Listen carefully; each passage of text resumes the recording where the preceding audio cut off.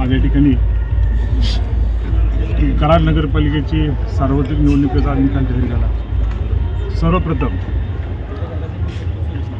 या लोकशाही आघाडी वैश्विक विकास आघाडीच्या वतीनं कराड शहरातील सर्व मतदार भगिनींचं या ठिकाणी मी हार्दिक आभार व्यक्त करतो। या गावाला एक वेगळा असा वारसा आहे। आदरणीय स्वर्गीय यशवंतराव चव्हाण साहेब असतील, आदरणीय पिढी साहेब असतील, यांना आदर्शवत मानून या ठिकाणी एक विकासाचं फार मोठं पर्व या ठिकाणी उभं राहिलं। आज तोच वारसा या ठिकाणी पुढे नेण्याचं काम आम्ही करणार आहोत।